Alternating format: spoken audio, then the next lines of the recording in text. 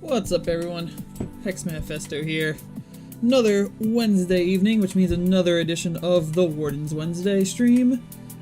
Ooh, got a tournament prize. Oh, that's my Clash. One Clash ticket, one Into the Unknown, one Frostlock. That might be a good giveaway in the future. Alright, as I was saying, Wardens Wednesday. While we wait, this night will primarily be Siege coverage once Siege is a thing, but until then we are just playing through a new character through the campaign. So I'm bringing up now. We started a Coyotle Ranger. What's up, Destro? How you doing tonight? A Coyotle Ranger about 2 episodes ago now, I think, and what we are doing with him is we're treating this as a very much new player tutorial type setting. We are only using cards that can be obtained completely free in this iteration of our campaign. So not just any card I've gotten through the campaign, but just this specific campaign run. So if anyone was to pick up this game today and download it, make a Coyotle Ranger, and play through it, they'd be going through the exact same experience we would be. They'd be getting the same starter deck, they'd be getting the same cards for winning the dungeons. They'd have slightly different cards in their little random packs that you get for completing quests and stuff. But other than that, we haven't added any other cards to this deck. So this deck is completely free to play from this iteration of the campaign itself. Last week we finished up the Tranquil Dream raid and we started exploring down into the west here. Tonight we'll either go, I think we have to. We'll go up here first, and then I believe that opens up the desert, and we'll go through the desert and try to do the centipede stuff. At the beginning, what did you do? No, I just started a brand new character. I just started a brand new Coyotle Ranger. So, I mean, we're only level 4. This is legit new character. We're using the same talent trees, the same couple talent points that you'd have right now. I didn't just nope. The only cards we've added to this deck are cards that we've actually opened in this campaign. We haven't touched the auction house, we haven't done anything. As if I open up a free pack from a quest, like one of the Act 1 packs, if I open it up and there's a specific card that I want to put in the deck, I'll put that in there. But nothing, care package, thanks for the host, man. So at the beginning of each of these, I kind of just do a quick run through of the UI in the campaign. So this is your character. This is the map, obviously. It works as nodes. So you explore in like a node-based map, and each node is either an encounter or, like these are little tarot card readers where if you give them 100 gold, you'll get a buff for your next one. And it's very simple. You move to where the lines connect, and then there's a little legend down here that says it's either a new location, something you have to go back because you didn't complete it, and you can't do it again, and blue means it's a repeatable fight or object that you can use over and over again. Let's see, across the top here you got exit campaign, you got your talent tree, which looks a lot like an MMO RPG type talent tree. What's up, Vestris? How you doing this evening? You start at the bottom, work your way up. The Ranger is not a very good example of this because all of our things connect, but there are some classes where all these connecting things do not happen, that you have to go slightly more specific ways. The Ranger has a lot of freedom. And it's kind of split. For this class at least, it's very split. You have a lot of the Ranger one-shot basic abilities on this side and talents that support those, and then on your left side you have a lot more your pet support, because Rangers their champ power is to summon a, well, here's ours, is to summon a spirit animal, or the Coyotes is a spirit animal. All the different races have a different type of pet, and then these all kind of support your pet that you've summoned. Like, so far we've gotten that when we summon, after we've summoned him once, John Deere is the name of our pet, so I'll just say that for now. When we summon John Deere, he's a 1/1, and then every time we use it again, he gets +2/+2 instead of +1/+1. We get 2 starting health, and our John Deere starts as a 1/2. And you get pet treats. We have 4 pet treat cards in our deck, and our pet treats are 0 cost. Oops. 0 cost, draw a card, target pet gets +1/+1. So that's what we have set up so far. Then you got your inventory stash, which is where everything goes. That's not, like, this is where all your equipment goes when you win it. This is where all your mercenaries go. This is where all your chests go. Everything. And then your card collection is where you bring up your decks. We're not using mercenaries because I don't think mercenaries came out until Act 2 was released. I don't remember playing through Act 1 the first time with mercenaries, but so here's where you make modifications to your deck. You can see the deck we're currently using. It is very much the original starter deck, minus we've added Prophet of the Sun that we won from the first dungeon, Whispering Breeze that we got from doing the Coyotle tutorial. We've added 1 more Tyrannosaurus Hex that we got out of a pack. And I think that's pretty much the only change that we've made so far. And these are your mercenary slots that if you won, when you get mercenaries, you can add a mercenary.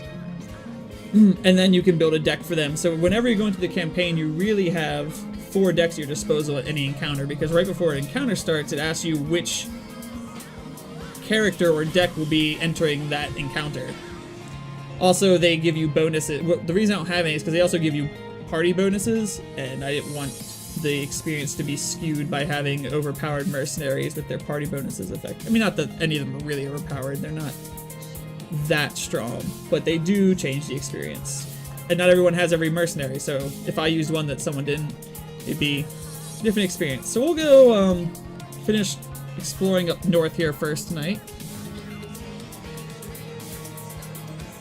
Sorry, I just wolfed down some dinner. Tweeted a nice little picture of it out too, and made myself some nice pork ramen. Nice hard-boiled egg and cilantro. It was super tasty. I've also been, oh yeah, I'm reading like I'm an idiot. I've also been skipping all the, clicking through all the, I want to call it vocabulary, it's not, all the conversations, because I didn't want to spoil anything in case there's some real hardcore lore players that want to start playing. I don't want to spoil anything. So at these mushrooms, you basically have to pick 1 card out of your deck. We aren't playing Sapphire, so it does not matter to us, and we have more than all of these 4 cards. We have 1 less morphology than anything else, so we'll just take a morphology. And yeah, that is the end. I thought I finished up here. So we're gonna go... Is this still blocked off? I think so. We'll go check real fast. I'm pretty sure this is blocked off until we finish the desert part, if I remember correctly. It's been a while since I played fresh through Act 1. Yeah, so that's still blocked off, so we gotta go down here. Let's go down to this tree. Oh, I need to switch over from my intro music to a record.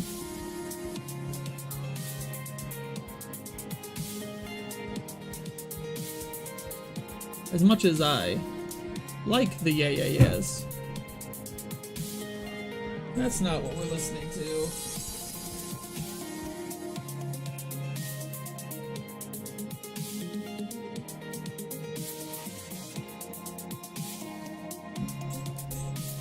Be kicking it off tonight with a little... Did I go back to this town on accident and not realize what I did?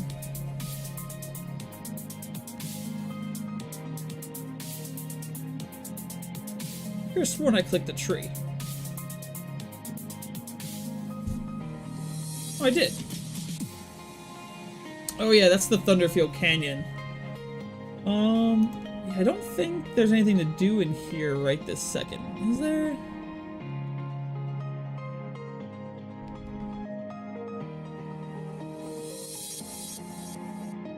We'll just talk to everyone there is to talk to.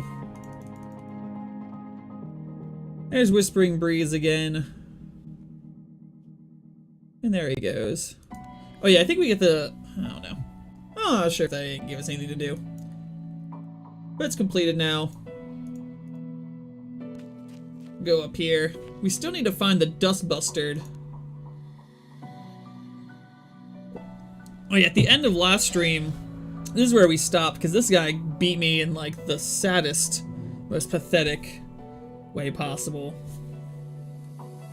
I thought I was just gonna deck him, and then like he ended up winning when we both had like 3 or 4 cards left in deck. Maybe a little more than that. Maybe a slight exaggeration.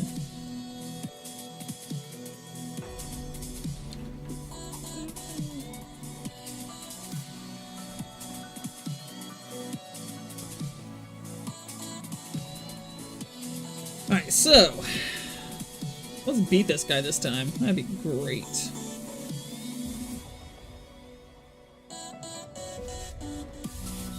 So this is your first time joining me on our Wardens Wednesday since I started playing this. We are playing Coyotle, which means a lot of the cards in the deck have Prophecy. And the way Prophecy and Hex works is that when you play the troop, it'll say Prophecy and then what triggers the Prophecy. So Prophecy deploy means when this troop is deployed or when it's put into play. The next troop in your deck gets life drain, so it actually physically changes the text on the next troop in the deck to have life drain on it. I got 2 of those in hand. Got a Manti Ranger, which is a 4/2 Crush Spell Shielder, and a Wild Aura that gives a target troop +2/+2 and Crush permanently, not till the end of turn. And as I mentioned before, we have our charge power over here. Costs 2. You get a charge every time you play a resource. It says right there, gain a threshold, gain a charge. So on this turn, play out our Shard. We'll summon our John Deere, who is a 1/2 with life drain. And we're going to be giving our next troop the terrain effects on this whole, this right here, this terrain effects, this is just for this encounter. This is a encounter specific action that when a troop enters play, the next troop in your deck gets +1/+1. So our next troop just got +1 from this and +1 from this. So our next troop got +2/+2 and life drain.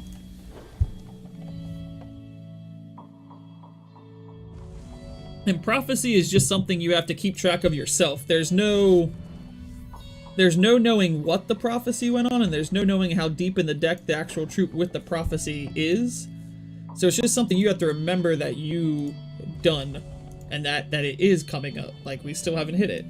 So it's actually unfortunate, because now if I play this Sunseer out, you can't get double life drain, which means the next troop's gonna have the life drain part of this is gonna be wasted if I play it, or when I play it, because I'm still gonna play on curve. Oh, and then the annoying part of this, the whole annoying part of this encounter for us is that our opponent's chant power is that target opposing troop without defensive gets defensive and pay 2, tap it, or exhaust it, and revert it. So it's really hard to beat this as an aggro deck because it'll constantly make you revert your cards. I should say it's hard to play this as a Prophecy deck because it forces you to revert the cards.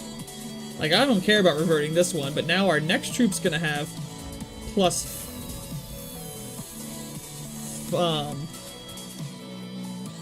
are we at now? +3/+3, and so when I play that, if he plays his charge power on that troop, if we want to use it as an attacker, we're gonna have to revert it, which means it loses that +3/+3, and it'll lose its life drain ability.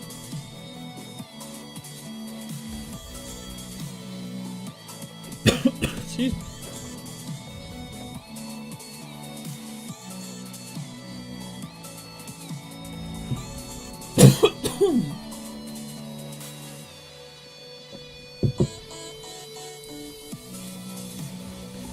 So here's what we prophesize. So this Howling Brave is normally just a 1/1 troop. So it's a 4/4 now, and the numbers are green because it means something has affected it positively. If they turn red, it means they're below the numbers that the card started at. It's got the life drain from the Sunseers. And this is already on it. Deploy, gain a threshold, and tap it for a mana has always been on the Howling Brave. That's not new.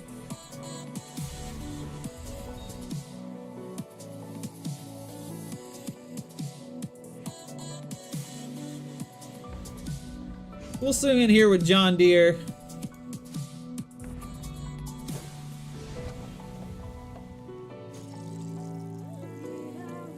Next turn, it's likely he's going to use his charge power on the Howling Brave or on John Deere to make us revert them back. Yep. So Howling Brave is now a 4/4 that can attack, which is fine.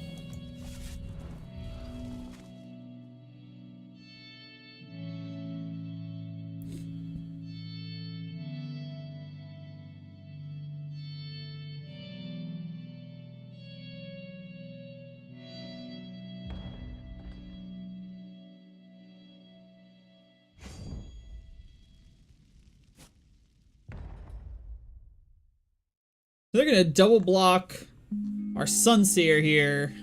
I'm gonna take this opportunity to use Wild Aura, which is a quick action, so I can use it during combat, turn to a 4/3, which will in turn destroy both of his troops. Ew, I also lose my troop, but we get the other 5 damage through.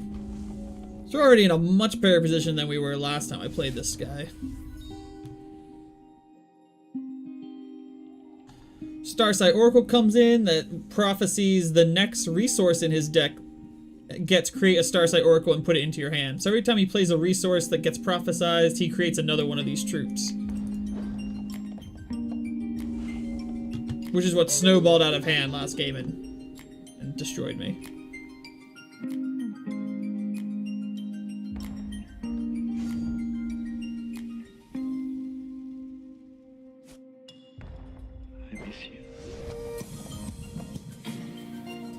We'll play our 5/3 with Crush here. And hope he doesn't get another resource. Eh, he did.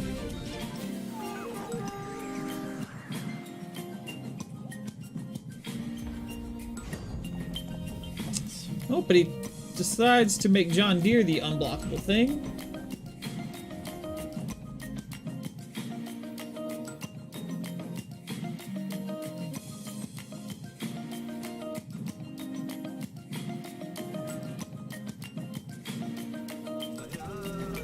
So, Prophet of the Sun, we're going to play out. His deploy prophecy is the next troop in our deck gets +3/+3 Crush and Life Drain. Starlord, thanks for the follow, man. How you doing this evening? And then we are going to...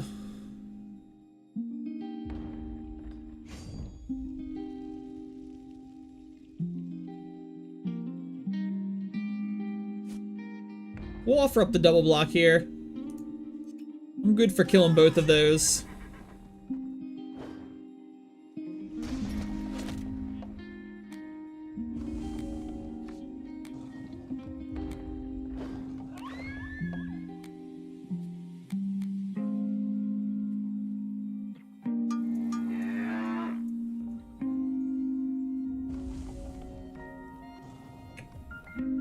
Alright, that works for me.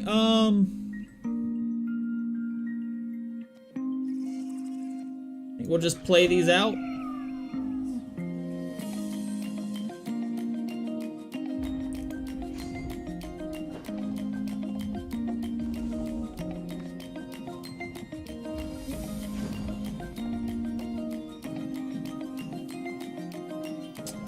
This guy, though.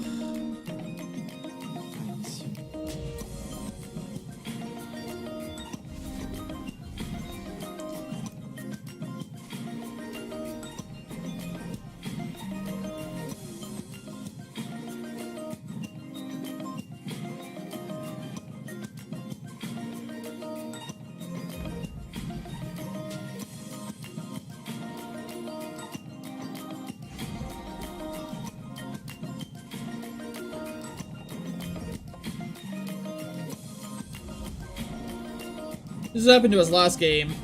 He played out a couple troops that could wall up real well, and then we just couldn't get through.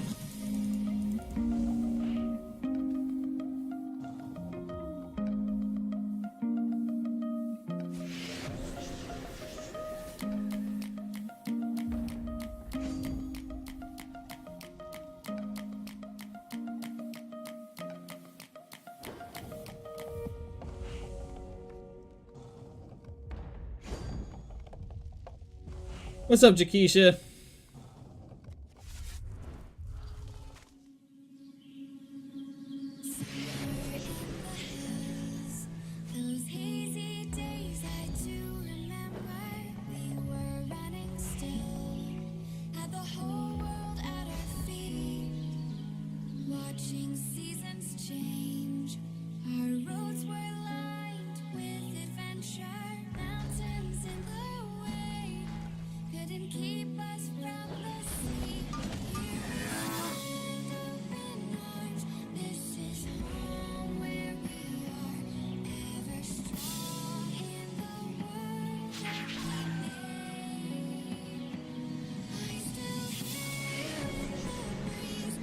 I hate that card.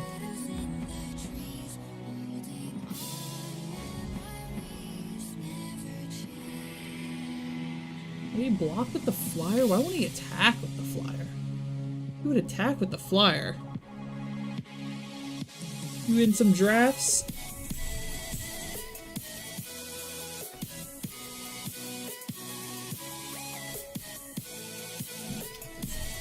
We're doing our PvE night. We had to get a little late start, but we'll still keep it going. I wonder...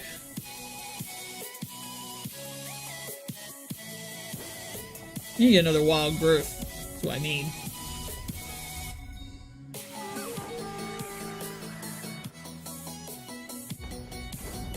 Don't know why the AI refuses to attack with that flyer.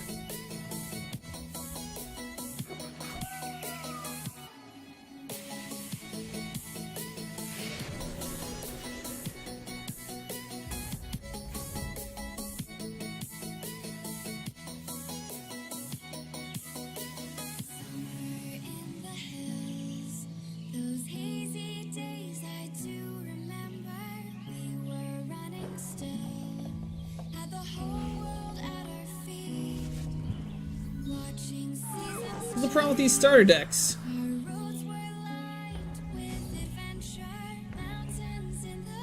He offered up a blocker, huh?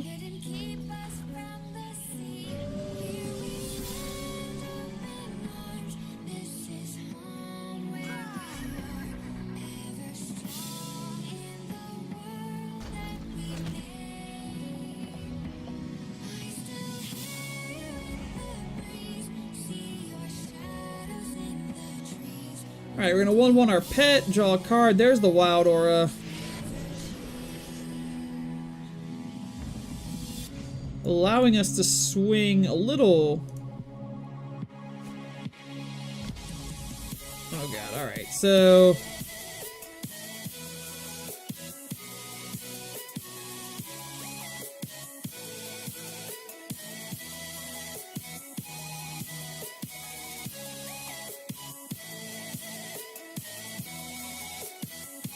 Taking out the flying threat here.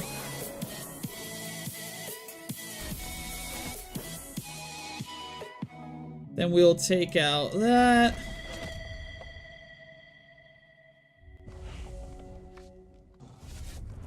Fortunately now, it means he's going to start tapping the Strider. We don't have any removal in this deck.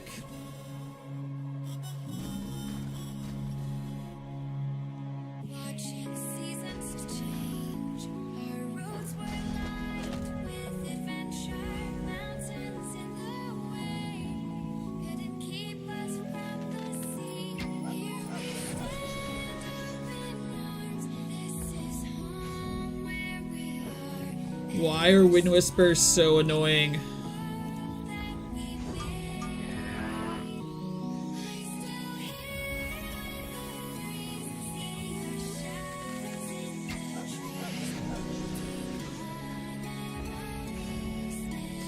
We may have to put some sort of removal in this deck just to get through a couple of these encounters.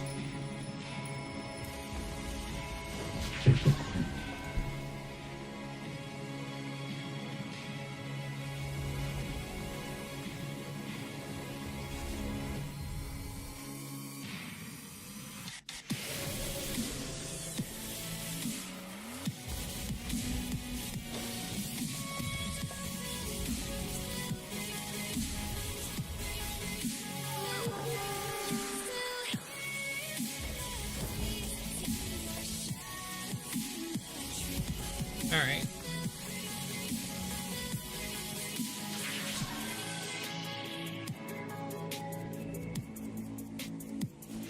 I don't think I'm gonna put us through this, because I know how this ends. It ends with me losing after like another 20 minutes of gameplay. We're gonna have to figure out another way to defeat this encounter with this deck.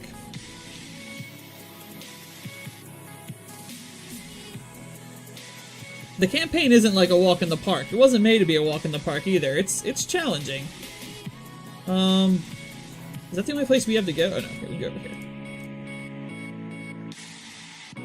Let me look at our...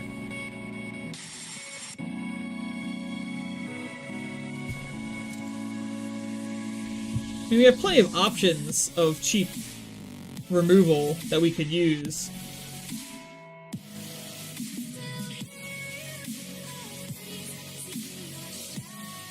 But it would slightly break our rules that I made at the beginning of this.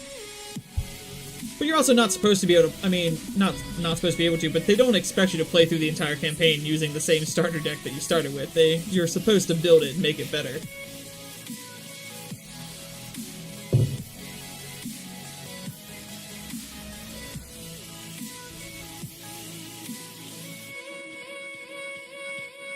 Oh! Poor Hackenslay's little Twitch boss is almost dead. Just noticed that. He is in his last little bits of life. A few more follows or a couple bits are gonna murder that dude. I don't know what that little lag was all about. Alright, so we're going up against Excavation Bot, who has a 2-cost Champ Power, tunnel a random robot in your hand. If that troop does not have tunneling, it gets tunneling +4. The tunneling was a mechanic that was introduced back in set 2 or 3, I think? Basically, it's like, it's the closest thing to kind of describe it to is like a Yu-Gi-Oh! Trap card type deal. You put the card in play upside down, so your opponent doesn't know what you've played, and then once the number of turns has passed that your tunneling number is, so for this, it's 4, so after it goes upside down, after 4 turns, it just automatically gets flipped over and put into play. So usually tunneling cards have a tunnel cost that's a lot cheaper than its regular play cost. So it'd be like a 5/5 that might have a tunneling cost for 2, which means you can play it for 2, but then you have to wait 3 more turns for it to flip back over. And then his little other passive here is when one of your troops goes underground and add 2 tunneling counters to that troop. That's not a great hand. We can't really keep that.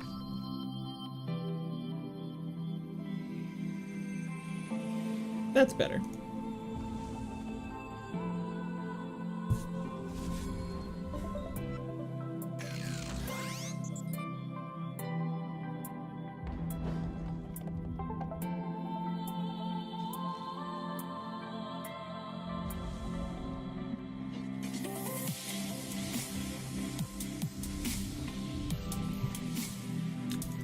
So he started off playing a charge bot, which gave him an extra charge, which let him play his Champ Power on turn 1.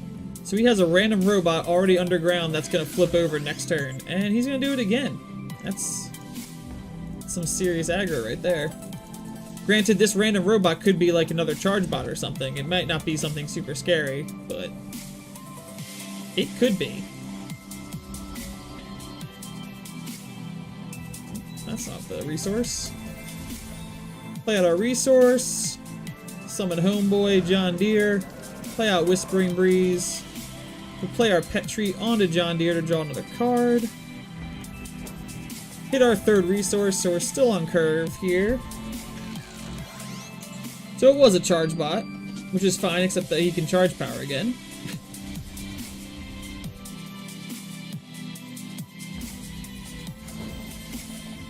Which is exactly what he does. Something's sucking some serious,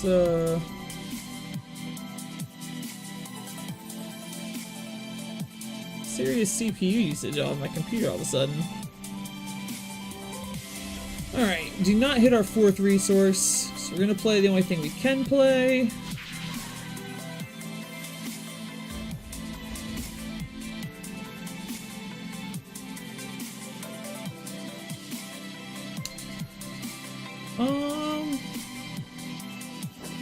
Don't feel like he would, I feel like if I attack with John Deere there, he would brute block. Alright, so the next thing that comes up is the Scrapyard Magnetron. It's a little better. We go about our daily lives, understanding almost Just since we really can't stop it without double blocking. So we'll just take 3. We get 1 more resource. We have a couple tricks we can use. Get some good blocks in. There we go. So we're not going to play our Night Sky Ranger here or our Manti. We're just going to buff John Deere. Few of us spend much time wondering why nature is the way it is, where the causes We'll actually swing with John Deere here to make him think the attack's open here. And we'll Wild Aura our Strider when he attacks in. What is the smallest piece of matter? Why we remember the past and not the future? And why there is... We're gonna block here. After we block, we're gonna give it 2-2 and crush. We'll take the 4.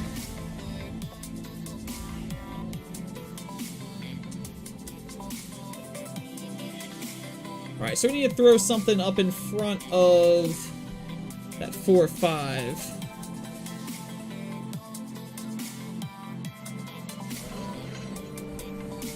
So we'll play out our Stargazer there, and we're going to use him as a chumper.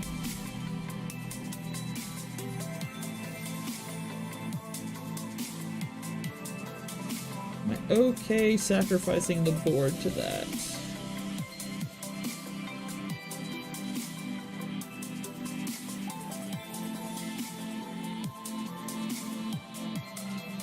I'm not going to swing here. Another 4-5. Alright, we're looking for our last shard here to hit that Diamond Aura.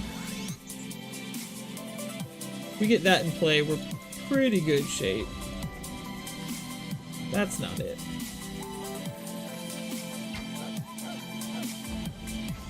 We'll just hold back, because I'm pretty sure he still won't swing into us.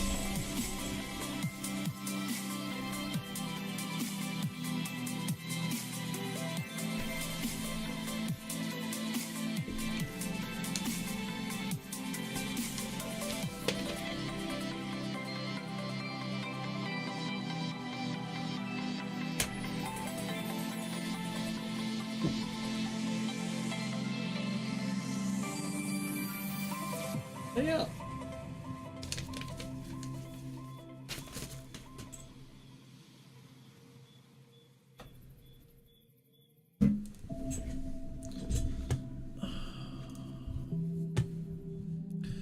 And it's just, oh, that's what it is.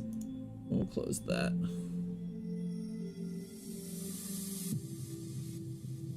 That should help. There we go. Alright, so opponent's phase does not swing. There's our last one. So we're gonna offer up some trade action here.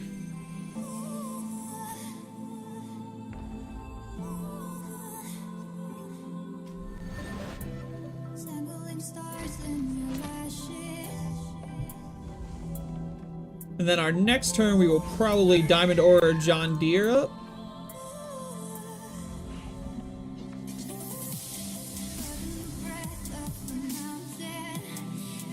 Actually, we can just pump him to 6-7 like that. See if we can get some group blocks going here. Alright.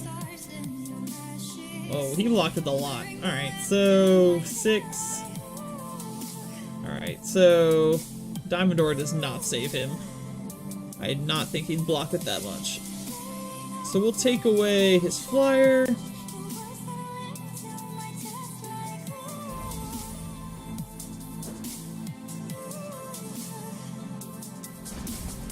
Then we'll just play out Earthcaller here. Next troop in our deck gets +5/+5. That could be something real big. Of course.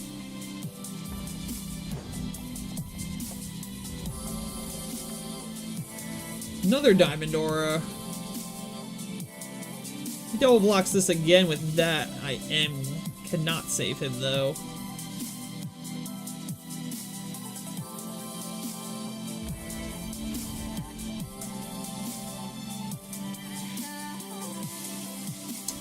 Send in the small guys. See what blocks he chooses.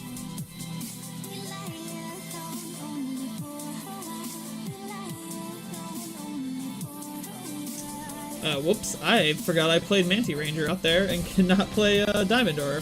So that was really big mistake. Don't do that. Don't play out your troop before your attack phase, because then you'll make that mistake. Play your troop out after your attack phase. Alright, that's good. We still fine.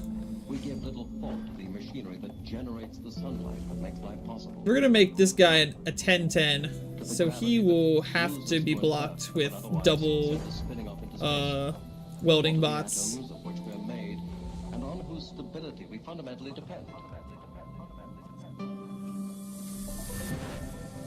Few of us spend much time wondering why nature is the way it is. Where You swing with cosmos both? came from, or whether it was always there. If time will one day flow backward, or whether there are ultimate limits to what humans can know. What is the smallest piece of matter? Why we remember the past and not the future? Alright, I can trade. I'll trade Manti with that.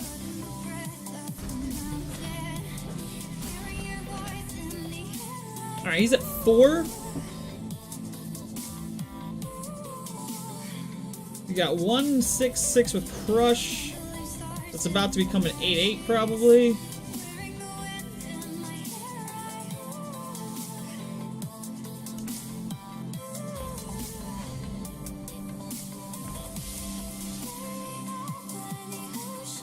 That's almost enough for game.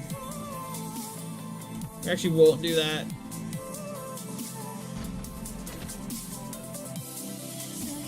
Just play out our Earth Caller. Since these don't flip until next turn, I'm pretty sure we just got the game. He'll have to sacrifice everything to stay alive.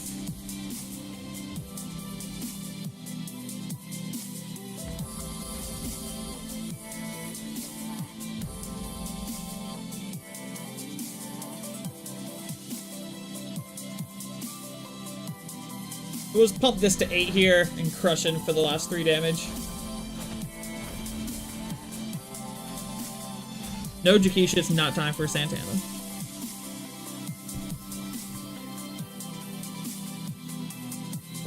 You've had the last 2 streams you've gotten your Santana. Alright, so this, I believe, goes to nowhere, right? For right now? Yeah. No, you can go through here now. Go! Oh yeah, this is the Killipede. Alright, we'll do this. We're not gonna we're probably not going to beat this, but we'll do it. This is like one of the Act 1, I would call like endgame encounters. It's quite difficult. But you can get a peek at it. So each turn there might be a heat wave, which means each turn there's a chance of all creatures without flying or just all creatures taking 3 damage, I believe. Sure. I mean, that's not a good hand, but we got 2 cards that draw cards. So Killipede has a 3 charge champ power that target opposing toxified champion loses half their health rounded down. He has creatures that when they do damage to you, you get the toxified debuff. At the start of your turn, there's a 5% chance that you create a heat wave and put it into your hand. It gets cost -2. And infected by opposing troops in all zones have -1 right off the bat. So all of my troops start with 1 less attack. Oh, well, that's just, I mean, that's just mean. Why is that even a thing? I mean, not like we really had a chance at this encounter anyway, but now we really don't have a chance at it. Oh yeah, and just give us our T-Hex too. We'll play that real soon. Let me tell you about it. I don't even remember what deck I used to beat the Killipede the first time. So here's the Killarva. Lethal, which means if it does damage to a troop, it instantly dies, regardless of the damage dealt.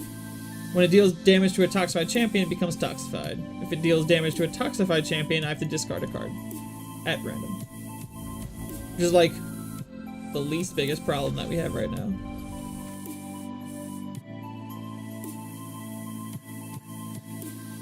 We gotta do this just so we can draw a card. Alright, so what we're gonna do is... we'll hold that. We'll let him swing in with that kill larva, and we'll bravery the brave to get rid of it.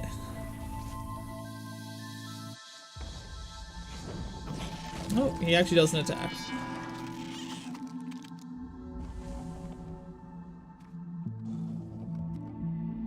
Choo. Exactly like I used to.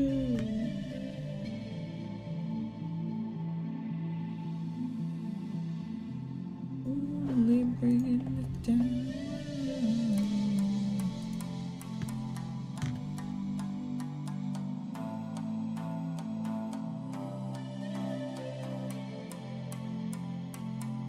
Lots of people streaming Sea of Thieves tonight.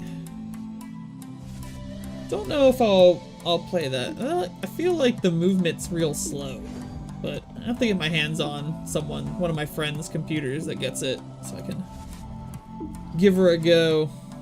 Alright, we'll play out our Skyguard. We'll pump up John Deere. Our only real chance of winning this is somehow clearing the board and getting John Deere to swing in with lethal damage. But here goes John Deere now. So, he's gone. We have to come with a new plan.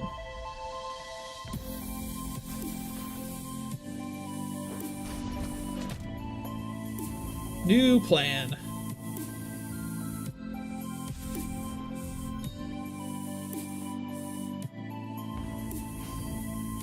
I really want him to swing. If I can trick. Oh, well, that's not good. Target troop gets -1 to -3 at random. I guess it's very unlikely I can save this, but since we have 3 of them, I'm gonna try. Jeez, dude. Alright, fine. The Brave's dead. Got it. He really didn't like me having a Brave there.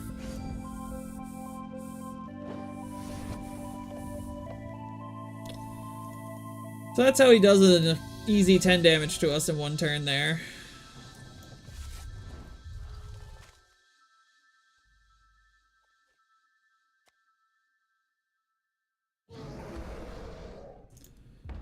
Alright, so we got a T-Hex, we got Bravery, and we got John Deere. So if we can get him to swing next turn...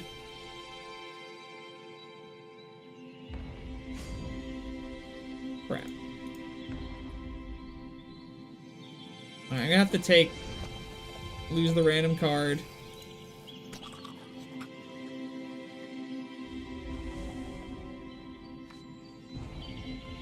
Oh, well that's just...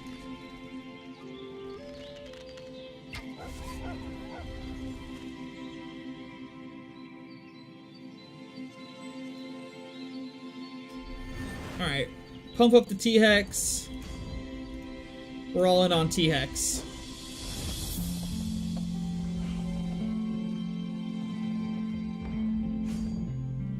Can't block that. Spiderlings are unblockable.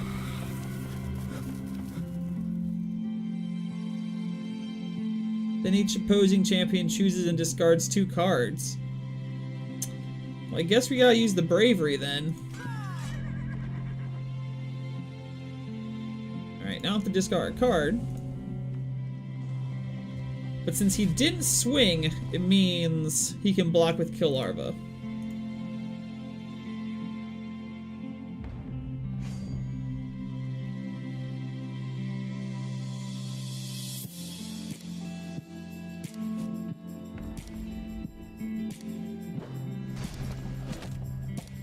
I had to swing, because I had to get the life.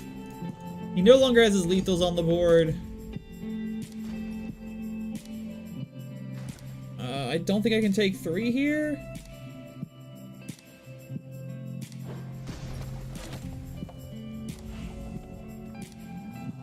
That's not gonna help me.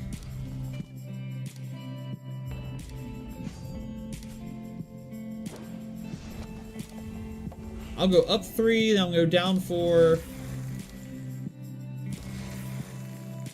Fine, I don't have anything in my hand to discard. Same deal. Go down 4.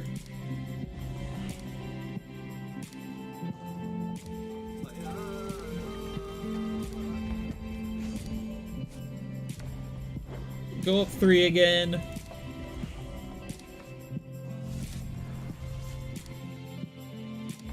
You can't play anything else with lethal. We may...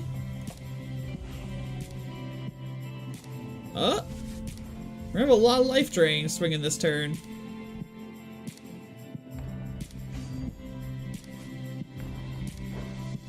He double blocks to kill, which will give me a chance to kill off the unblockable troop. He goes down to 4. We're at 12. Of course, next time he gets a... Oh no, he needs 2 more charges and we'll be at 6. He does have the flyer. Oh, and there's the kill larva. So I now cannot attack.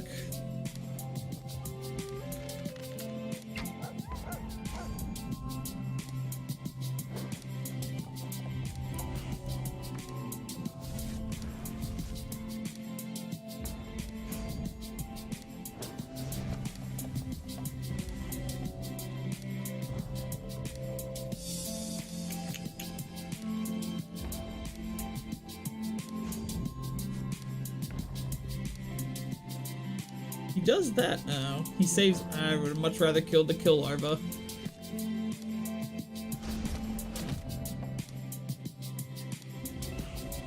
All we need is the crush. If we can swing in with the John Deere.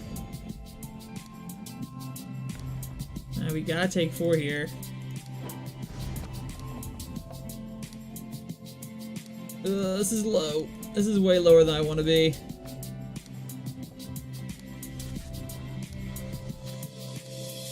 I can gain 5 here, assuming he has no tricks. Back at 9. Life drain could get us there, guys. He full swings. Oh, because he has another blocker. Okay. He's only doing 4 damage a turn, though. We're gaining 5 a turn now. That could be huge depending what that 5/5 goes on. That 5/5 goes on our other T-Hex, and we can play 11/11 Trampler. Alright, he only swims with the flyer this time. We get 2 more Spiderlings in our deck. Alright, that works too. Kill Larva cannot block Quick Strider, because Quick Strike will kill the Kill Larva before it does damage to him. It's an important thing to note. We're gonna swing here. Oh, he actually takes the trait. Okay. Oh, we might pull this out.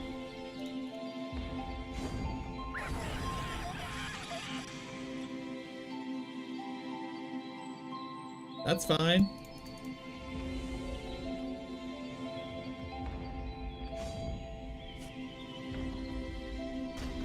I think we're actually going to beat the Killipede with our starter deck on the first try. Yup. No more plays for our opponent. Well, there you go. I can't beat the stupid Mono Diamond Coyotle deck, but I can beat Killipede.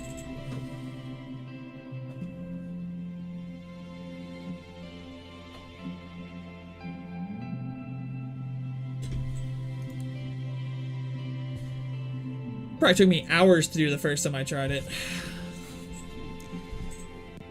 So there's our rewards for being the Killipede. Got a rare piece of equipment, common piece of equipment. Got the weapon for Fento's gift.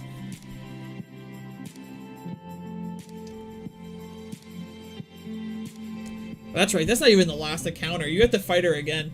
Let's try that one for fun.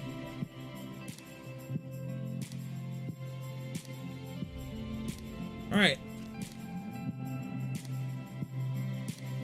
Oh no, we have to... Oh, this is the elimination specialist. I think there's one more Killipede encounter up north.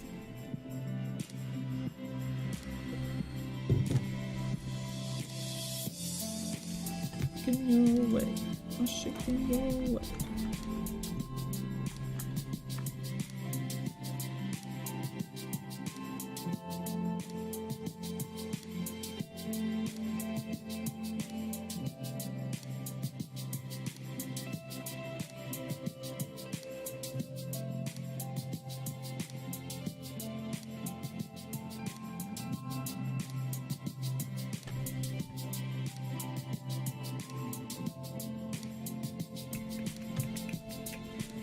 Alright, so not a great starting hand.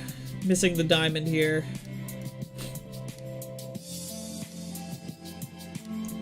Still not great.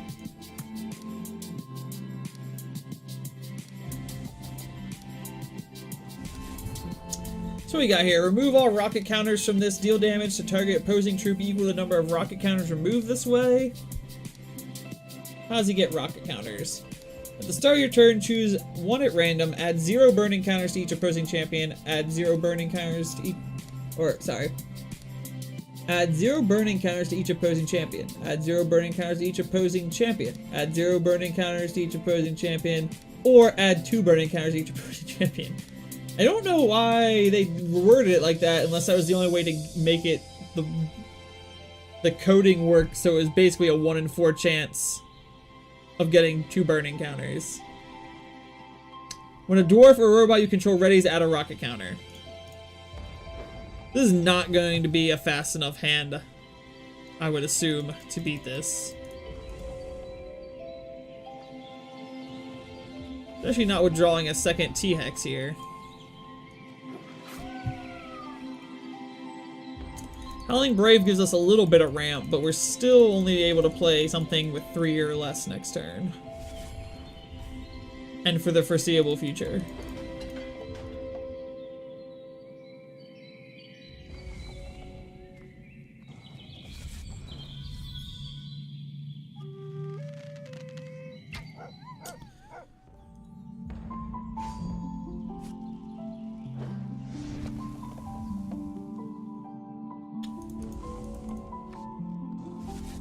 He still hasn't played anything that you can exhaust to start getting these things online. He's tunneled something. Oh, he's given us a... He doesn't have a great start either. He's given us an opportunity here. See if we can capitalize on it. We're just gonna get in as much damage as we can. We're gonna play that bravery. Not as a trick. Just as a pump.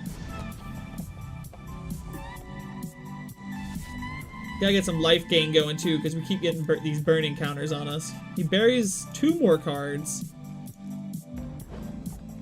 Which means he's gonna take another 5 again this turn. Nope, he's only gonna take 3, because we're going to use that to play him.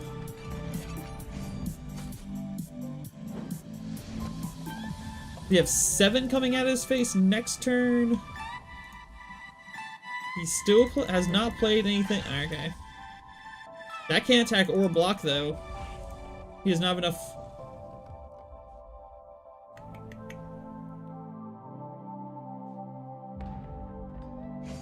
Yeah, I think we just full swing here. Oh, that's not great. How did that come out from untunneling?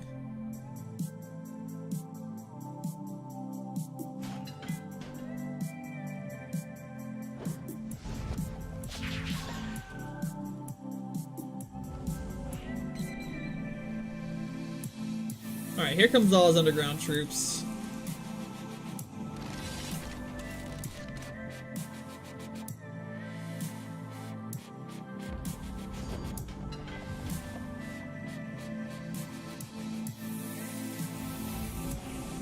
So 10 to 18, we hit another shard. These are good right now for us. We're still 1 shard from playing out a T-Hex.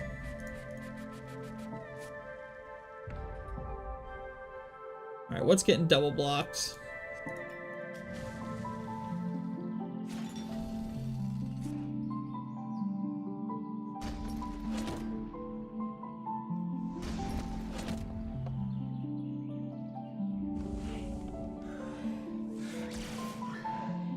Alright, so he gets 2 more things coming into play from underground. None do anything when they enter play. We need another trick though. Alright, we're just gonna be taking some damage here.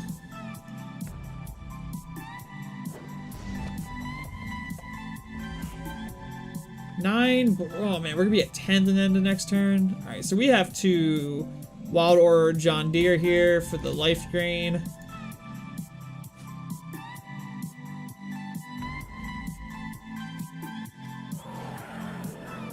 We're gonna save John Deere once again.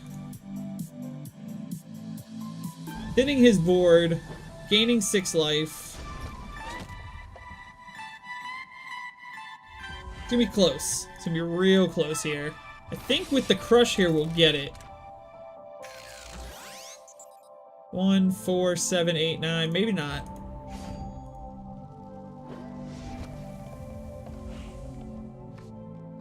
Alright, we will get a T-Hex into play here though. If I can make cards do card things. We're gonna keep the pressure up.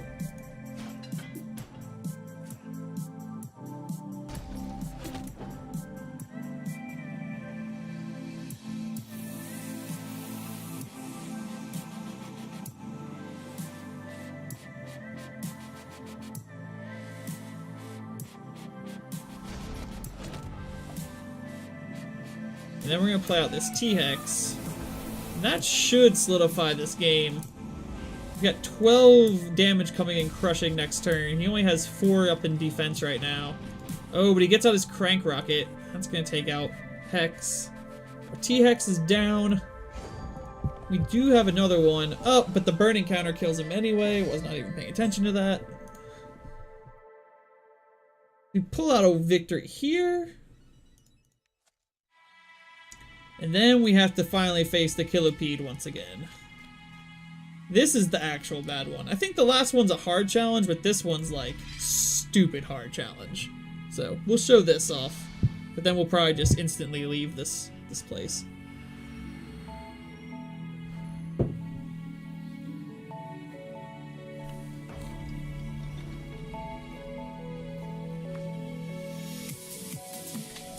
Yep. Alright, so decent starting hand. As far as being able to play everything. What's up, Brainsmog? How you doing?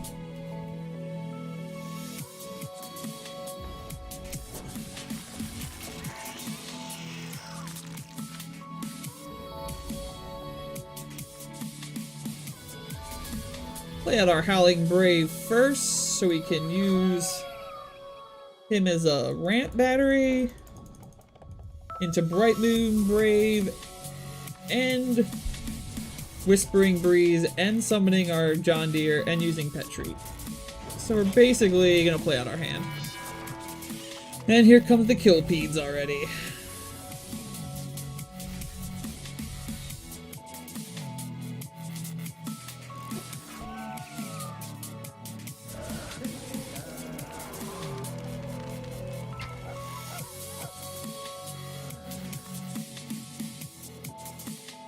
Six-4 Crush Spell Shield, not bad.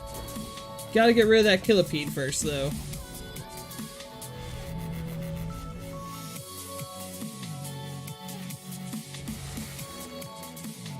Oh yeah, his new thing is Summon the Killipede, by the way. It gets speed at the end of the turn, Void it. But it's a 1/5 that, while it's attacking, it has Swift Strike. When it deals combat damage to a champion, you get Toxified. And when it deals combat damage to a Toxified champion, just destroy the champion. So if I get Toxified, if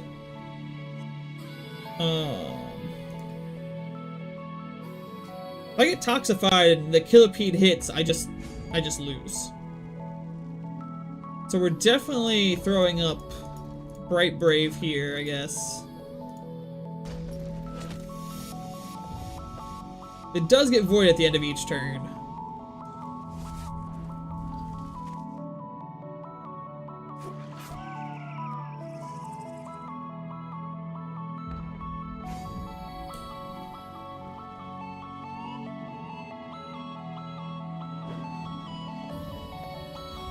We really want to trade something with that Kill Larva, so John Deere can get pumped and then swing. But I don't think he's going to swing with it. He kills the Whispering Breeze, oh, because this has Spell Shield, and taints off our Howling Brave. Alright. So there goes the 2 potential removal he had in his deck.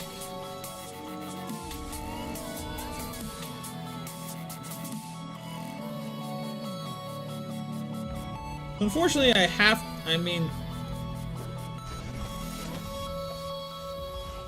we know we have to get rid of the Killipedes because our only chance of win is swinging with John Deere and keeping the life drain up, which he's going to kill.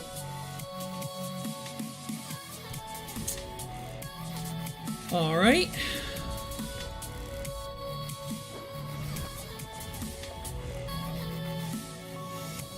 Well, John Deere can come back, but...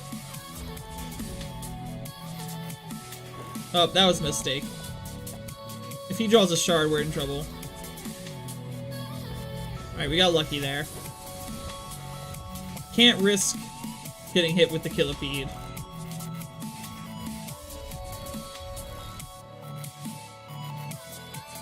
So we're gonna summon up another John Deere. We gotta hold on to the Sunseer here.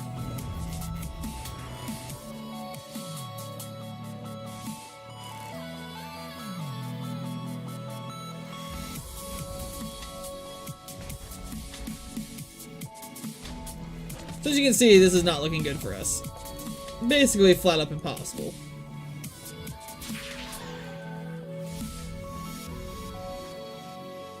But like, this is definitely one of like, when there was only Act 1 and Act 2 didn't exist, this was like one of the big challenges to build decks that could beat this.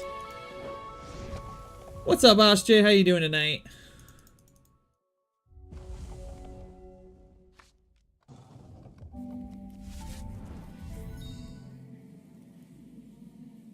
Alright, so let's get a, oh, what's it called off the top here? If we can turn John Deere into a 3/4 life drainer. Nope, we're just gonna get a wild shard. That's cool.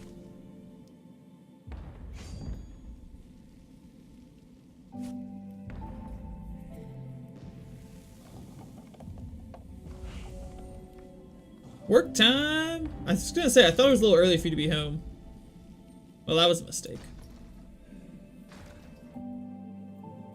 I'll be at 1.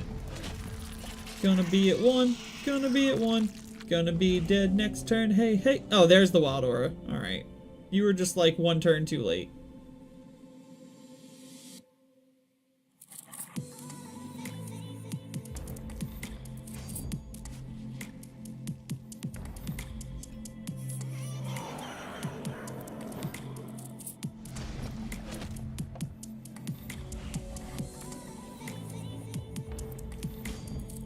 No, attack me with everything!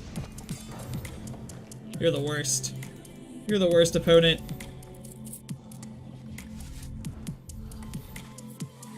Must stay alive!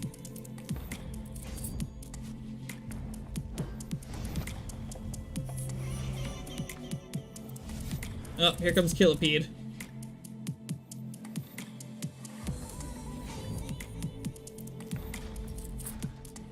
That game? That's game. Dang it. If you hadn't killed that John Deere that one time, you might have had a chance. So that's the Killipede encounter. We're not going to bash our heads against that too much. Let's go down. Let's make our way to the other dungeon. Can we get to the other dungeon now?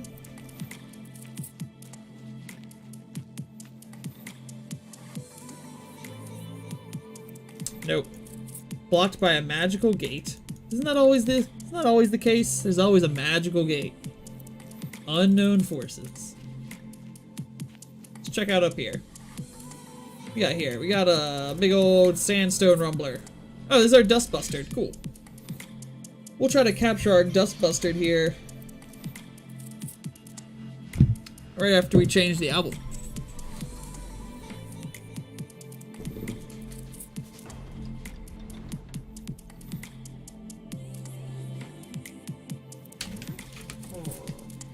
Roar to you too, Newton. Roar to you too.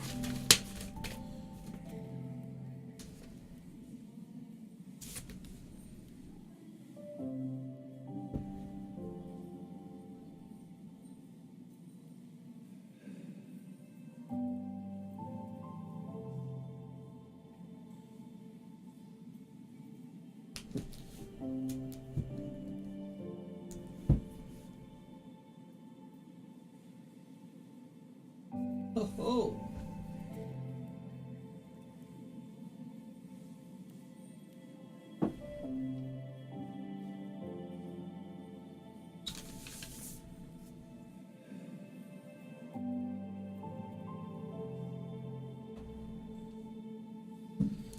Hope everyone likes some rock ballads. Getting yelled at. Alright, man. Hopefully we get some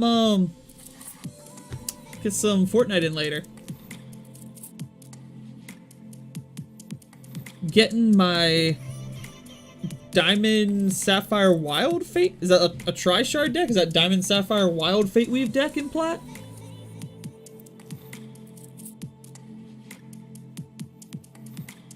Alright, so what are we doing? Oh yeah, we're getting our Dust Bustered.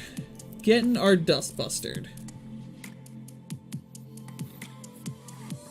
Not with that hand, we aren't. Can make that work, I suppose.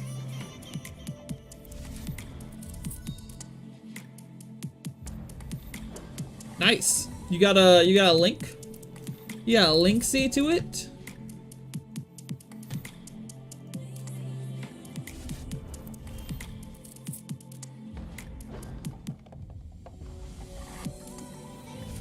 Alright, we're gonna play out our Sunseer. Make our John Deere. We're gonna get him burned right off. Bye, Sunseer. I hardly knew ye.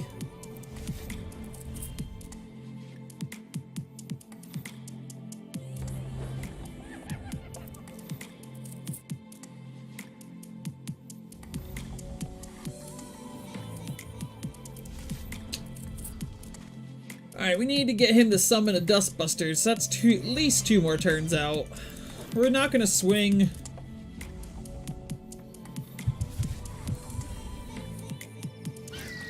There's a Dustbuster.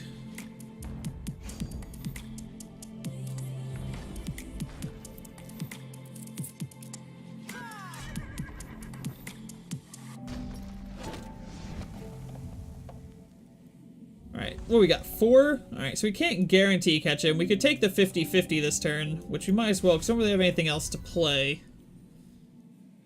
So we'll do a 50% chance of catching the Dustbuster. It works. We got our Dustbuster, quest complete. All we gotta do is win the match now. Unfortunately, our hand looks like we're gonna be all in on this John Deere, so hopefully he does not remove it.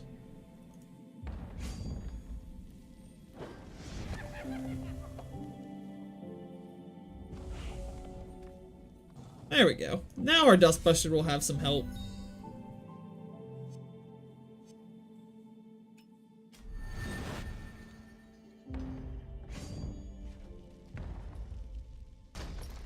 Like a bat out of hell.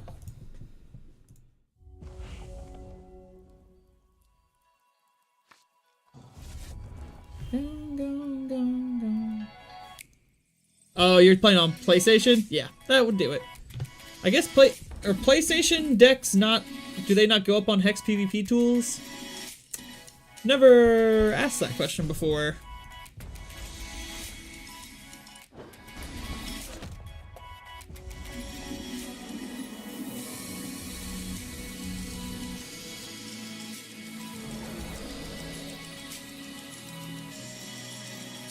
Oh man, and our T-Hex has life drain because it's the one that got prophesized by the scout. That's just rude.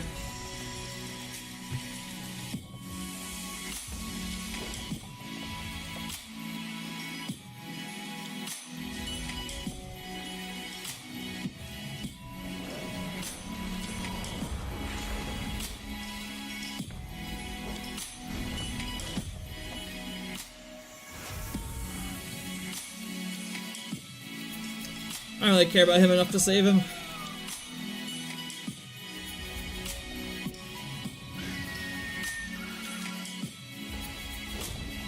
Well, that's game. We just gotta swing.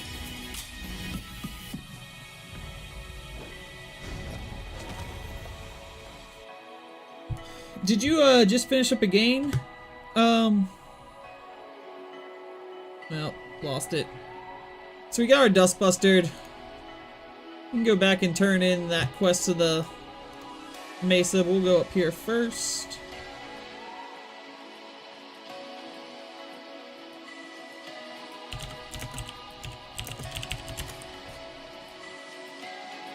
Did you just finish up a match,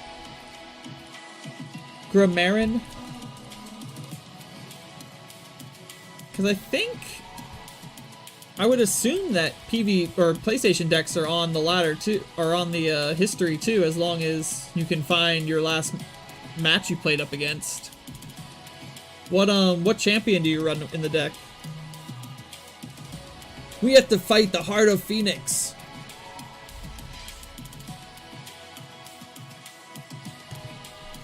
Ooh,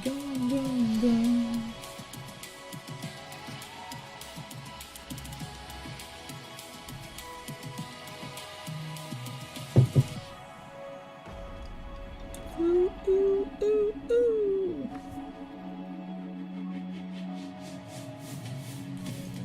That works. Alright, so Heart of the Phoenix works like this.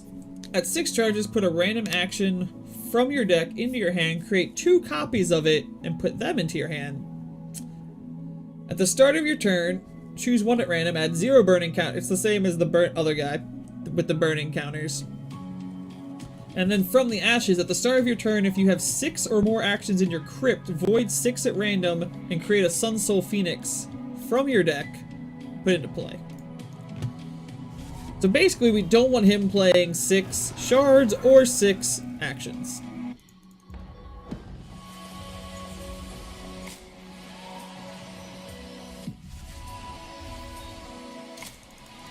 Turn 2 is going to be Sunseer, John Deere. Turn 3 is going to be Witch, unless we have to use the Bravery.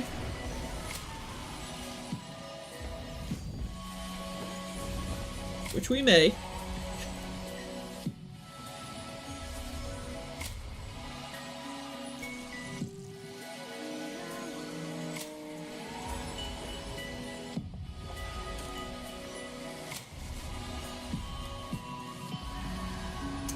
Heat Wave on turn 2 is not good. At least it's out of his hand, I suppose. Okay. Yeah, you'd have to look it up through the history, so... That's the only way I know how to look up decks on there, at least. I don't think there's any way to, like, search in a specific way.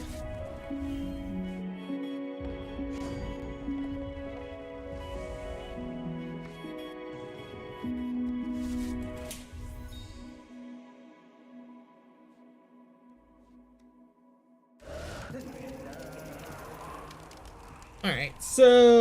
we gotta start doing some damage here. We're gonna swing, keep Bravery open for Whispering Breeze, but if he plays an action, this is gonna be a 4-2, so it doesn't really matter. There's his bigger brother, Dreamscarn, who also has Swift Strike. He offers up the 2-1, so I'm going to... take that.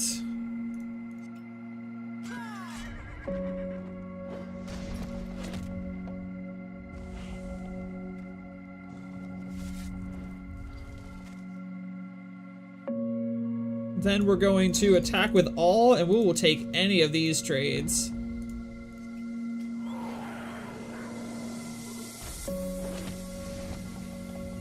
Alright, so we're looking good, as long as he doesn't top deck anything stupid. We're ahead on life.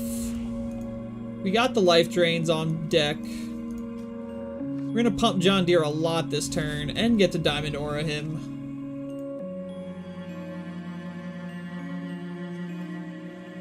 Actually, I guess we'll... yeah.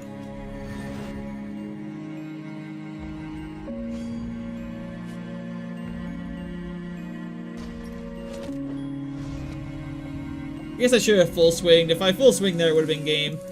But I didn't do math. I wasn't doing math. We got it anyway.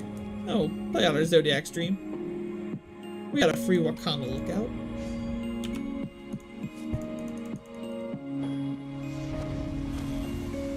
And I believe that will end the western part of the map that we are able to reach so far, minus the 1 Killipede that I'm not going to stress over. Ooh, we got some Stardust.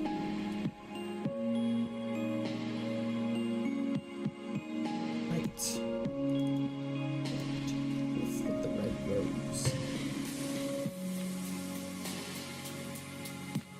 So we're gonna turn in our quest here.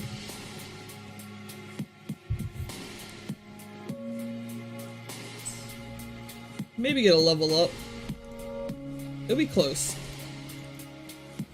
Oh yeah, we got there. So we got a containment sphere. And we got a planes pack. So we'll go ahead and open that, see if we have anything we can add to our deck. Nope. The answer to that question is no, we do not. Got a lot of sapphire cards.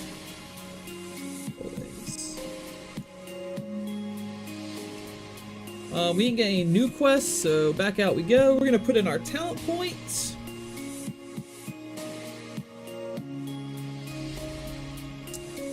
What do we want to take, gentlemen? We can take pet treats. No, we already have pet treats. We can take chew toy.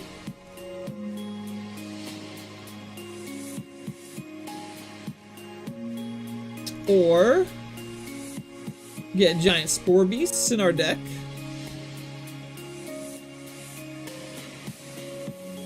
It isn't really great for us. It's more of for the plant build for the ranger, which we are not running.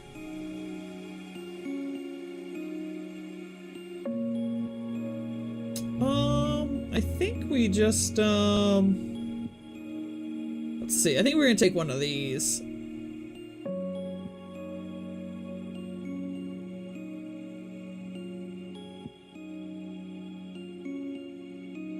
Yeah, we're gonna take Overwatch here. It's quite strong in certain encounters.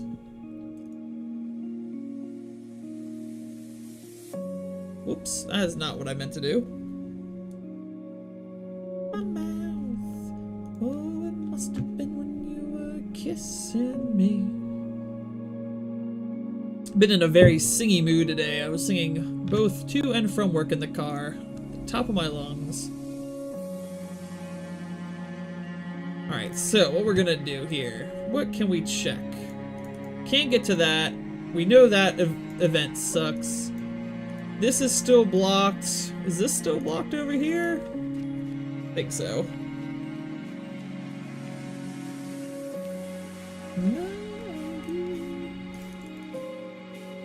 Yeah, so we can't go that way still. So our only choice right now: find the lost gnomes in the desert, defeat the army of myth. That's this. The gnomes are here. Find the ruby main line in the crescent mesa. Assuming that's up here too. The skittering ridge and the blood vial, I believe, is... yeah, that's the kill the Killipede quest. So well, let's check if there's anything back here. If not, we're gonna add a couple small bits of removal to our deck and just beat this encounter just so we can get past it. Because it's just way too... Now, maybe I'll try it one more time without adding anything, but it's rough. It's very rough.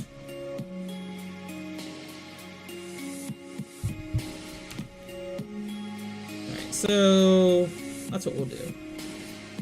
We'll give this one more legit attempt. Maybe if we just get a I mean, we just have to get a really good starting hand.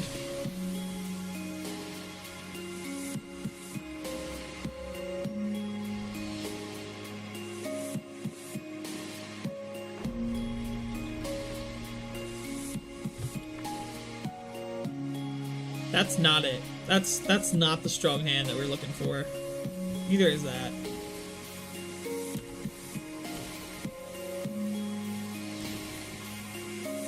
Nice thing about the PvE is you can just quit out and go back in. Which I am not ashamed to do at all.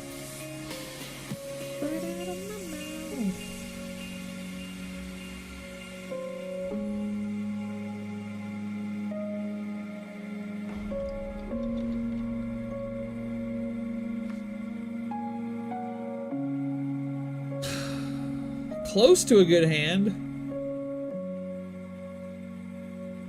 I mean, this could be a really strong hand.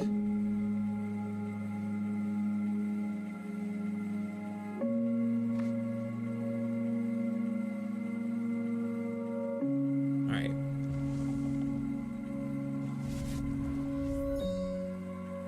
clearly our deck does not want to give us any of our 2-drops.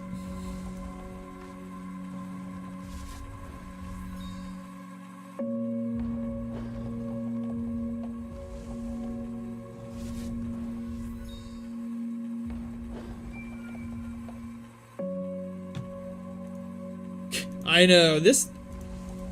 I don't remember this particular encounter being this hard, so I'm thinking maybe they changed it, but...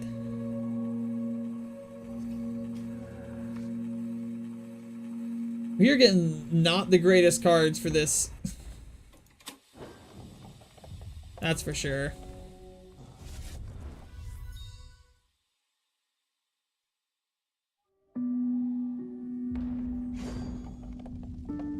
Yeah, yeah.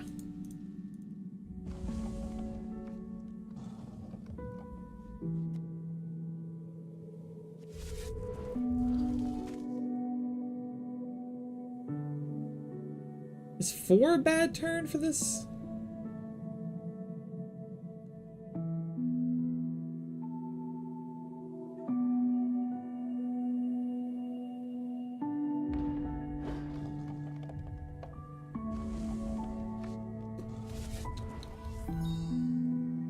Alright.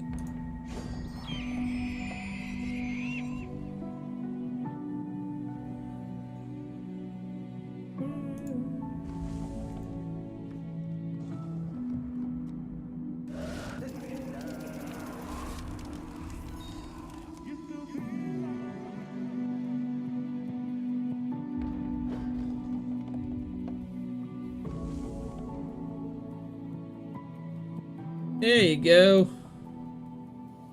See what we got here. Let's look at this tri-shard.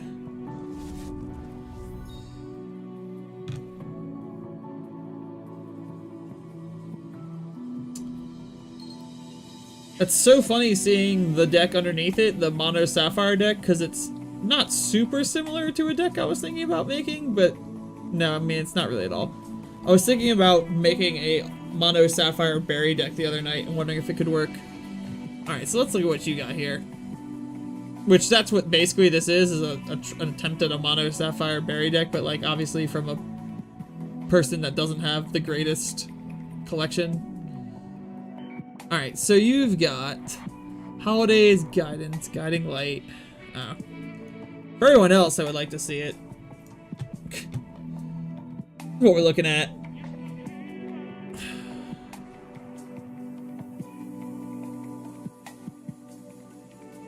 I know I can remove the defensive. So Ochi Notions, 1 Locket of Reflection.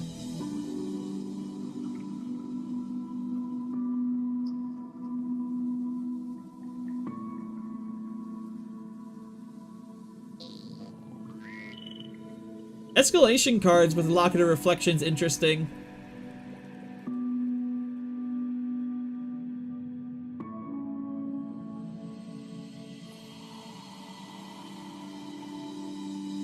Do you only have 1 Locket of Reflection? Is that why you're only running 1? Because having all these 2-drops is great on the games you get Locket out, I'm sure, but when you don't get Locket out...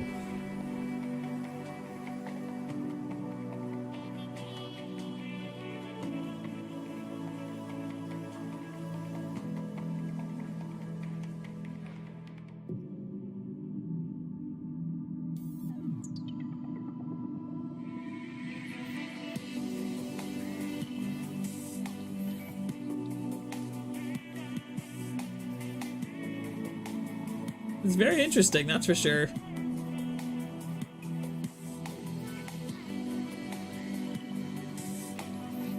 Yeah, Escalation with Locket's good.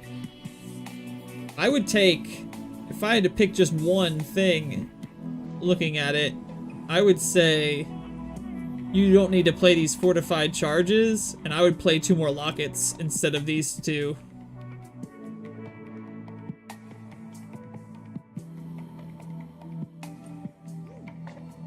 Because unless I'm missing something,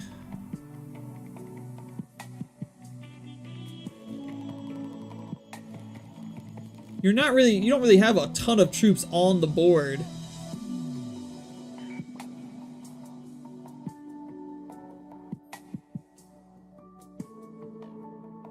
Like, fortified charge of, like, candles or something is super strong, but I definitely think having a better shot at getting more lockets on the board would be way better than these fortified charges. That's just my opinion. I haven't actually played it, so. But it definitely looks interesting. What don't I have from this? I don't have one Apex. I don't have any Forever Blooms. One Zip Zap, one Merrymaker.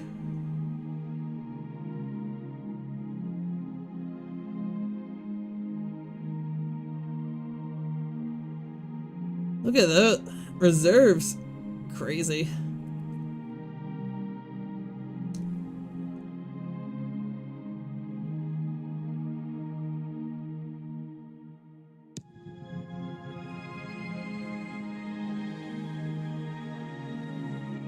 I mean, I'm not saying that they're not good, it's just I don't feel like you're getting your Locket out enough with just one Locket in deck, and if I had to pick 2 cards from your main deck to replace with 2 Lockets, it would probably be that one. Or possibly just like the one Familiar and one Happy Hero.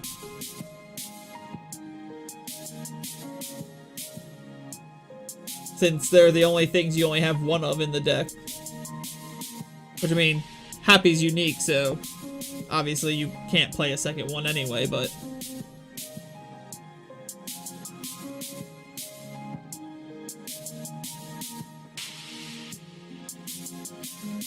Yep, interesting though.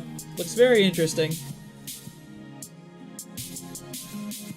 But I'd be interested to see your win to loss ratio on games that you get the Locket down versus games you don't get the Locket down.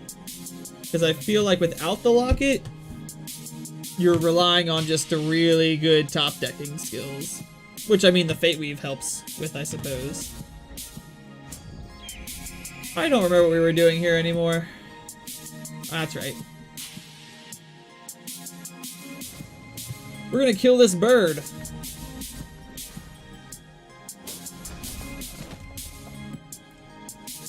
Alright, so now it's time to take this defender off this guy now that he's used that.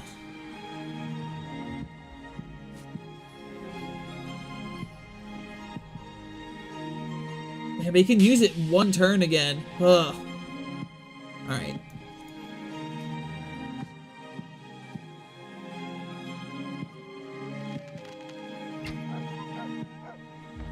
Alright, what we're gonna hope for is that next turn he draws a shard, hits his power, and uses it on this Bright Brave.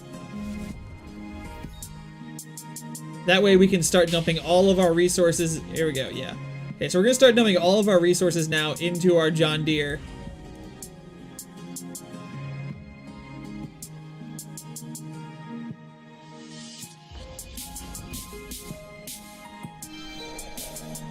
That's fine. You can gain all the life you want. No place to go. Alright, so we just have to beat him before he gets 2 more shards. We have to beat him before he gets 1 more shard.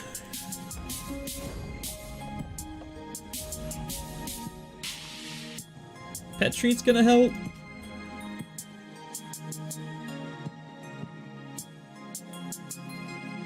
The question is, do we just go all in on these braveries on him now and just hope he doesn't have the other resource? No, that's probably not a smart idea.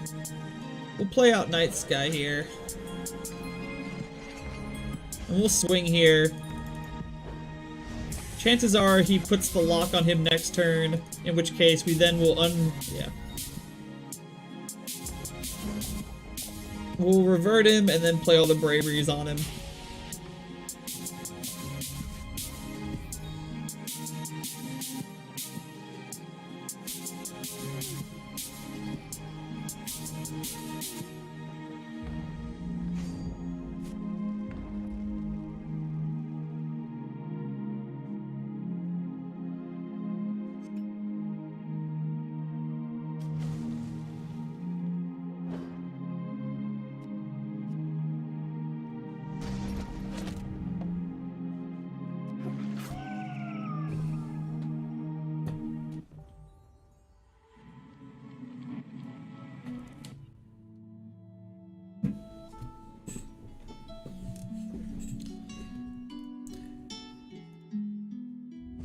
But what I was trying to get at, sorry, Gren Marin, is that if the whole reason you were only playing one is because you only had one, I could let you borrow some. Oh no, I can't, 'cause you're on PlayStation. Damn it. One day I'll let you borrow one. Alright, so we hit the pet treat at a good time. I think we just play out T-Hex this turn, though. Because he's a 10-8.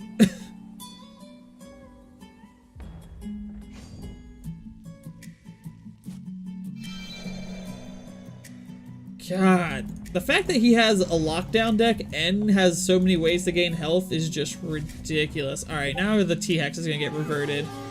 But the T-Hex getting reverted isn't as bad. Because if I revert the T-Hex, it's still a 6-4 with trample.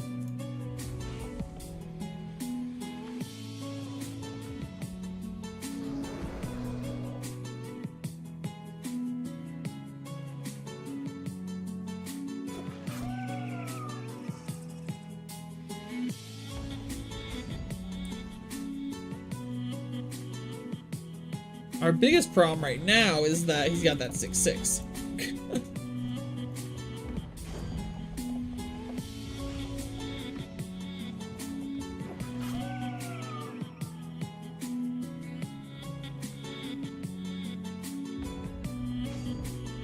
Alright.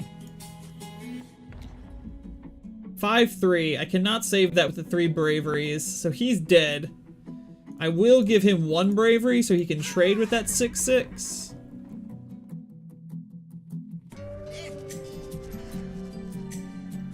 Now I have to give him all 3 braveries to trade with it, and I think that's the right call here, considering he's got 1 card left in hand, and we can swing with lethal next turn.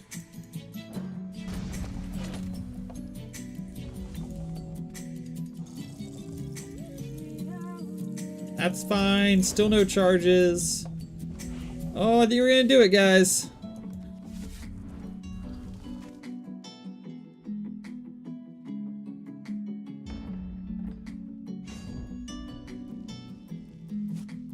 Ooh, girl.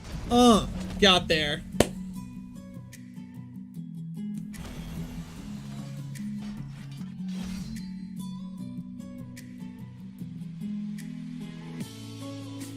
There used to be a neutral hero. When you say neutral hero, do you mean like a non-shard based champion? Because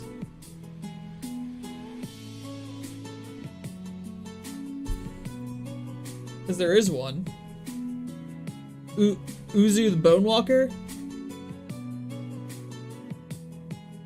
Unless you mean something else by neutral hero. Alright, well we beat that stupid Coyotle without having to change our deck, so I'm gonna give that a win. Alright, so what we got in front of us now is Army of Myth is here, and then this whole thing opens up into the save the gnomes. What I think we'll do is attempt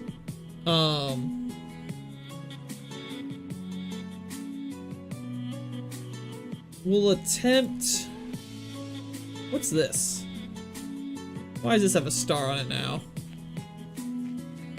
Oh, this returns to the robot. That's right. Alright. We turned in the robot thing. Finish that, right? Oh no. We gotta take it up here. I need you. Yeah. I know there's more than... I was just thinking for that deck that he posted, Uzi would probably be the best, since he could fix his, It would also help him fix his thresholds, since he's playing a Tri-Shard deck.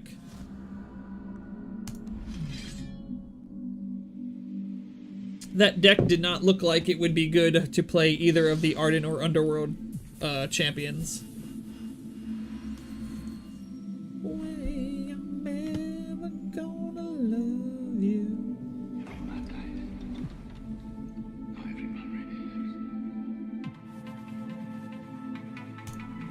2 out of 3 ain't bad, guys. 2 out of 3 ain't bad. Yeah, I know, Uzi's not standard legal anymore, which is real unfortunate, because is one of my favorites to build around when I needed that little extra threshold help. I guess we can keep this. Hey look, we got a random heat wave. A random heat wave that I cannot use because I do not have a, not playing Ruby. Not playing Ruby. Hopefully he isn't either, because I can just ignore these heat waves.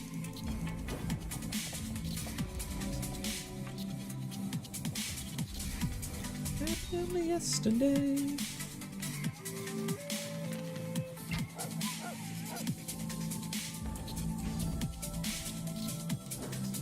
Any better than you, babe?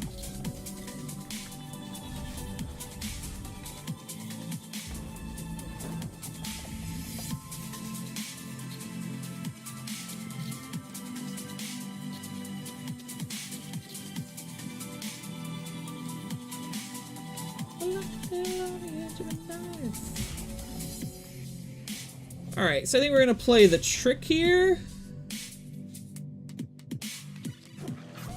Open this up for Wild Aura.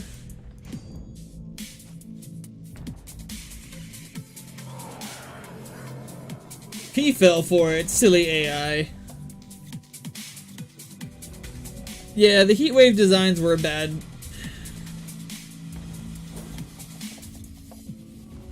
They were only really bad design because some class combinations can't use Ruby at all. Like, if this was a particularly hard battle for you, and you went and splashed and just changed your deck so it was like Wild Ruby instead of Wild Diamond, and then you could use the heat waves against your opponent, they'd be alright.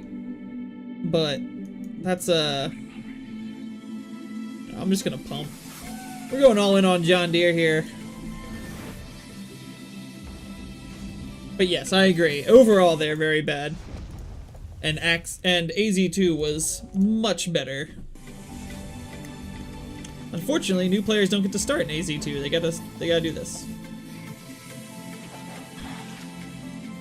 That's fine. Survival of the fittest, all you want with that.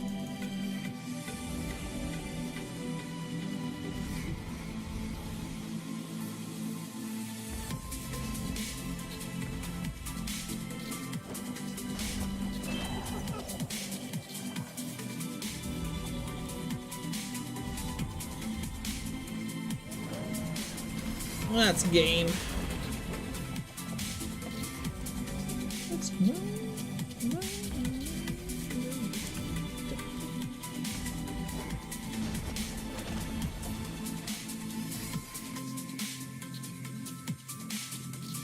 Rare Stardust height.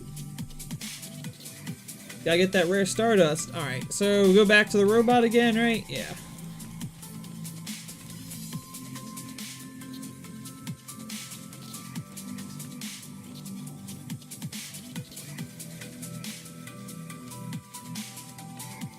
We made a choice there. I don't know what it was, because I was avoiding the spoilers, but we did something. Now we gotta go tell Blue Jay about what we did. Hey, we helped a robot. We helped a robot. We got another free rare Stardust.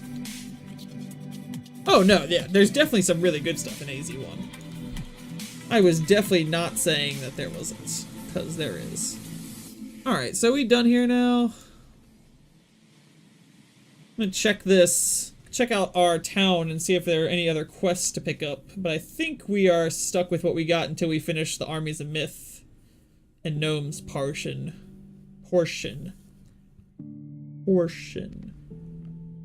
Yeah. No quests.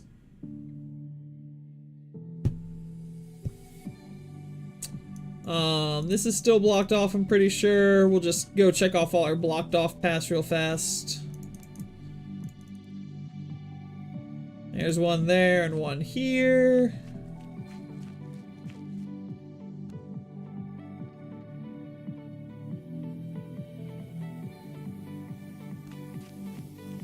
No, I was gonna get right there. I don't know right now.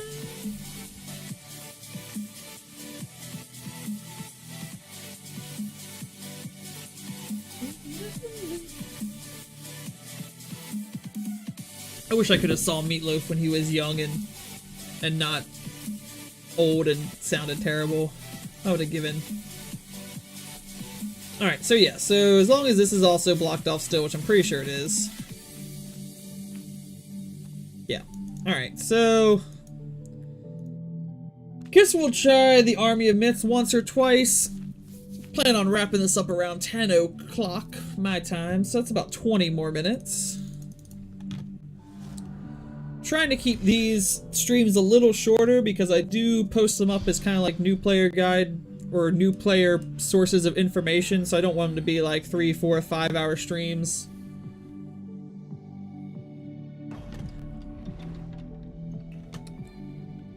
Baby, baby, let me sleep on it. Alright, so Army of Myth's the whole shindig is that, he gets one at the beginning of every turn, and he gets, like, this is like really well-curved deck troops, right? I don't remember. He does have the actual Armies of Myth card in there now, too, which, like, makes XX troops. It's quite annoying.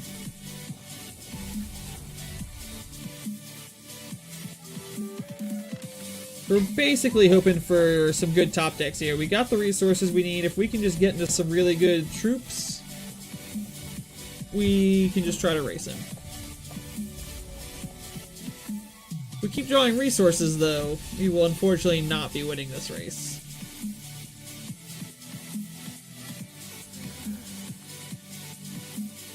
Bravery does not help us either.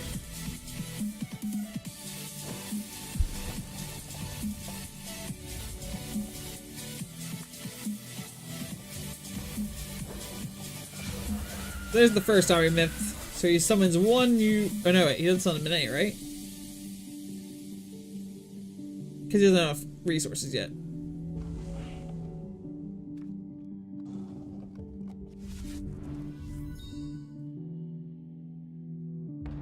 So when do I want to use this? Not next turn, so on 5, I guess? I want to use it on his 5th turn?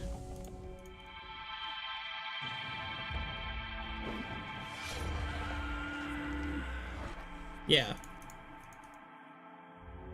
Or did they break this encounter? Oh man, I hope they break this encounter. This was one of my favorite encounters.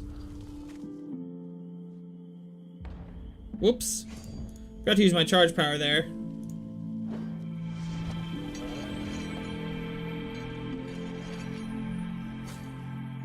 Gonna use this now. Because if he plays Army of Myth next turn and uses all of his mana, he should form one. There he goes, he did it. And we got the kill on it. There you go. That's how you're supposed to work. We did it. So we bought ourselves one extra turn. See if we can draw some more pump here. We do. We're just going all in on this. 7, 8, 9, 10, 11, 12, 13. We get to 14 damage right now. Just not quite lethal. We're just shy.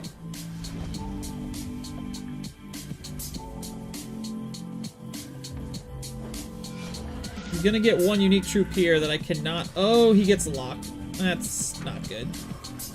This is only to the end of turn, right? Yeah. So we're gonna take 7 damage here, 8 damage here. And he doesn't swing. I guess because technically he can't because we have lethal next turn.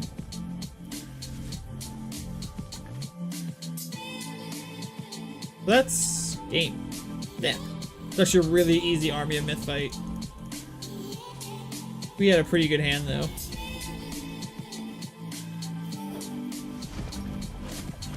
We had a pretty good hand. We ramped real fast.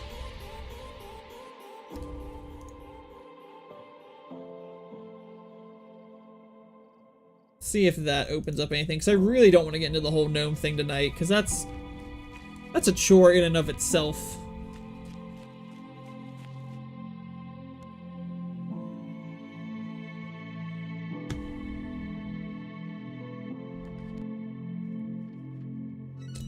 We'll open up this pack. We did get an Adaptatron. Adaptatron is pretty good in most decks. We may throw that in our... We also got a Dino Club and a Cotton Tough Striker. What is that?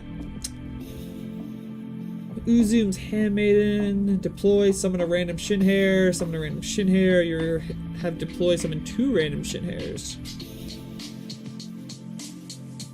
Don't think that's good enough to take up a glove slot, but... interesting.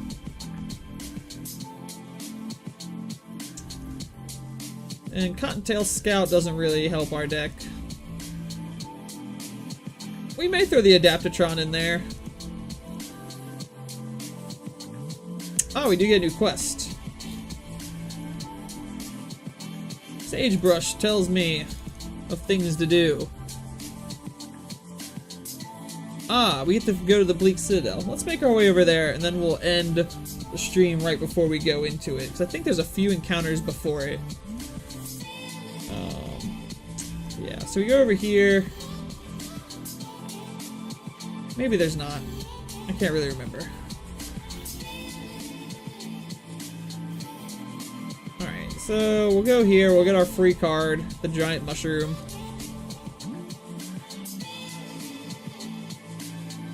We have 4 of each, but we're definitely taking Ethereal Healers, because Ethereal Healers are awesome.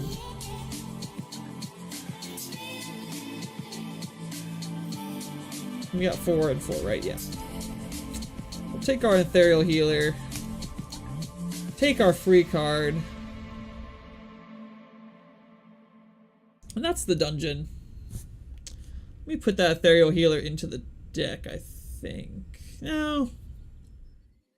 I don't think it's actually very good without its equipment. But we can go look at it so I can check. Ether.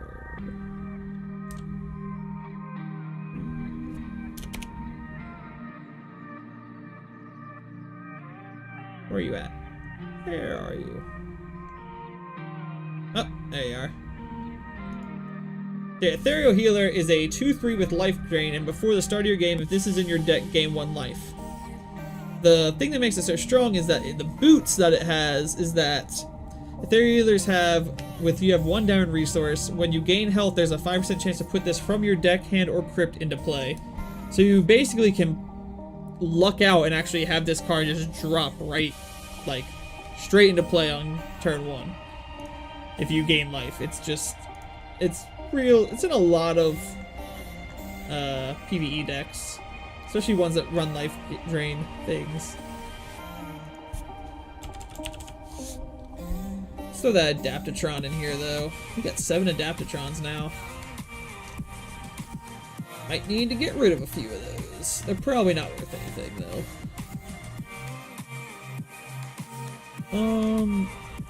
What will we take out for Adaptatron? Take out that 4-jaw.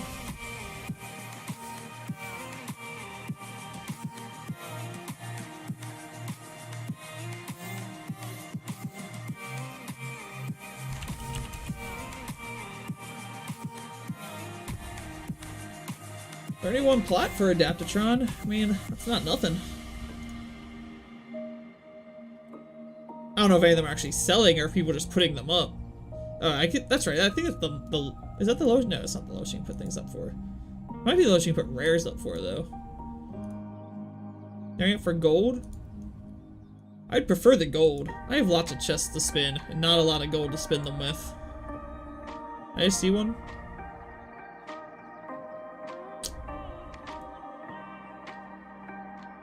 $700. Yeah, that's not a lot. Maybe we'll just give them off to some new players one night. Give away some Adaptatrons. Alright, guys. It's 10 minutes before I was planning on wrapping it up, but we're at a good stopping spot, being at the dungeon. So assuming that the siege doesn't drop on us, the siege update within a week, I will be picking up right here next Wednesday with that. And yeah. I'm gonna stop the recording real quick.